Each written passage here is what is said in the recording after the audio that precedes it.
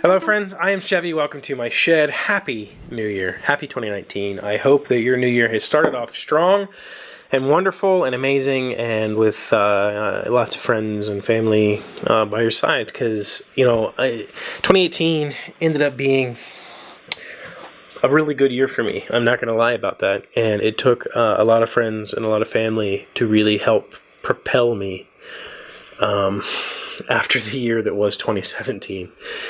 It took a lot of help, and I recognize that. Before last year, for the majority of my life, I have been a bit of a loner, and by that I mean I've never been one to directly ask for help. I've never been one to want anybody's help with what's going on inside my head, and I pushed a lot of people away because of that, including my family. Literally pushed them out of the house because of that. And maybe it's arrogance, maybe it's ego, maybe it's shame. I'm not sure. It might be a mixture of all of those things. I have had highs and lows throughout my life. I have been at the brink of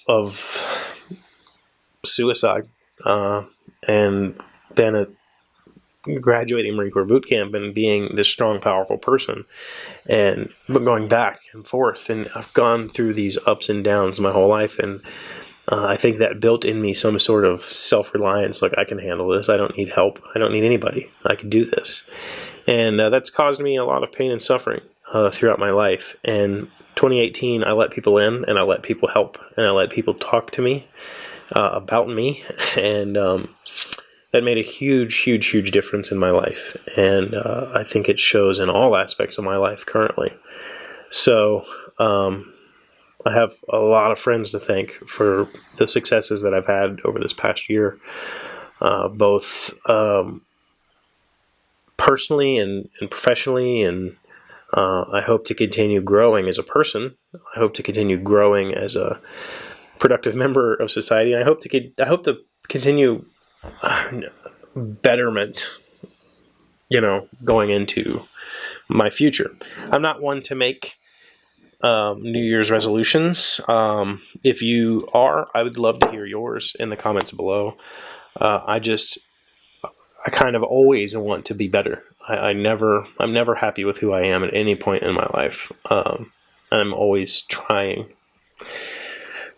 I would say the vast majority of the time I fail, but I try and I try and I try and I try to be better at whatever it is that's going on in my life at that time.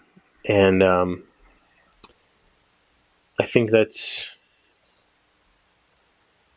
unfortunately kind of rare. I think unfortunately most people just kind of accept that life is the way it is, and they kind of move through it instead of embracing it. And so I'm trying my darndest to better myself, and 2018 was a huge step forward. So looking back, though I didn't make a resolution last year to be better or whatever, I did in a lot of ways. I lost a lot of weight, which was good. I was getting large. I don't think physically I could ever let myself go to the point that it would be beyond recovery, but I did become very large in my eyes. Not trying to say that I was obese or whatever. I don't think anybody who ever saw me thought that I was anything other than thin, but I was definitely large, and I lost a lot of weight. For the most part, until Christmas came around, I got my finances kind of straightened out to the point that I'm still living really close.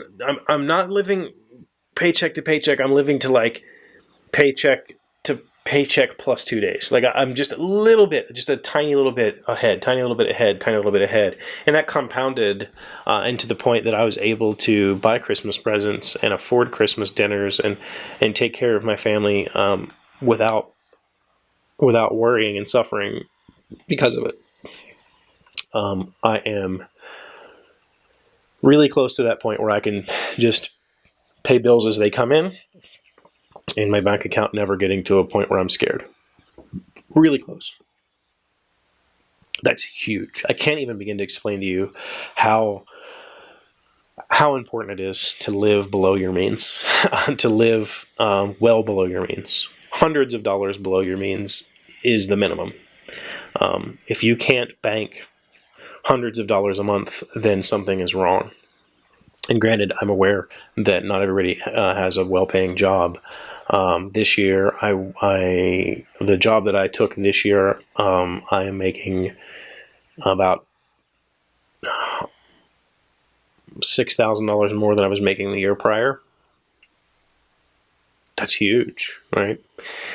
But I'm still barely getting by because I don't have a second income to help pay the bills. I don't have any extra. So everything that I'm scraping together, whether I'm writing articles or making projects or offering my services as a woodworker, all of that stuff goes together and ties into me trying to make ends meet, but also to build up something so that I can stop worrying about money, because that is such a huge problem. It's such a big drain on all of us. And if there's anything you can cut out in your life, I would recommend you do it immediately. Just stop. Just give it up and live a little fuller because of it. So as I got close to December, I was really like, man, this feels great. Like every bill that comes in, I just immediately pay it, and I don't have to worry about the balance in the bank. And I'm not constantly checking my phone to see if I'm going to hit my credit limit on whatever. I don't have a credit limit. I don't have credit. So, but my checking limit or whatever. So that shadow has passed for the most part. Like I said, it's not gone yet. I'm still fighting quite a bit to stay above water, but I don't feel the constant struggle to find $5 to get to work tomorrow or whatever. That's good. So, let me know what your New Year's resolutions are. I'm always interested in hearing about you. And let me know how your New Year's Eve went. Did you have a celebration? Did you stay up late? I stayed up until about 12:30, reading and watching TV. I did finish Westworld Series 1, so we'll probably talk about that tomorrow. I also finished Scott's book, Wrath of Dragons, so we'll probably talk about that Thursday or Friday.